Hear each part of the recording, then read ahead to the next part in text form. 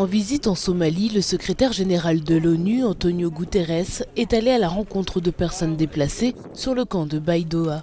Le pays, marqué notamment par une crise sécuritaire permanente due à une insurrection islamiste sanglante, a depuis l'année dernière déclaré une guerre totale contre Al-Shabaab. Plus de 3000 combattants du groupe terroriste ont été tués depuis le lancement de l'offensive en septembre dernier, selon le gouvernement.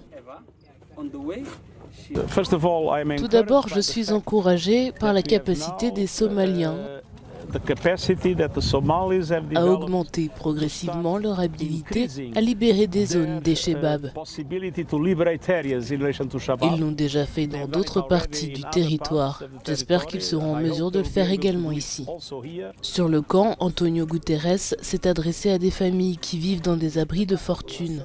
Il a appelé la communauté internationale à résoudre le drame humanitaire dont il a été témoin dans ce camp. En Somalie, 5 millions de personnes sont confrontées à des niveaux élevés d'insécurité alimentaire en raison de la sécheresse. Ce qui est dramatique, c'est qu'il y a eu 5 années consécutives de sécheresse. Les gens que j'ai rencontrés ont perdu leur bétail, ils ont perdu leurs biens, ils ont tout perdu. Donc cette combinaison de terrorisme et de sécheresse, largement causée par le changement climatique, crée une tempête parfaite pour le peuple somalien.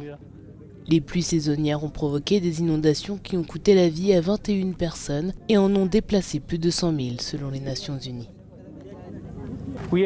Nous avons 6 millions de personnes qui ont besoin d'aide. Nous avons lancé un appel à la communauté internationale et seulement 15% de cet appel est financé jusqu'à présent. La communauté internationale a fait preuve d'indifférence face au drame du peuple somalien. Il est temps de se pencher sérieusement sur ce peuple qui souffre trop.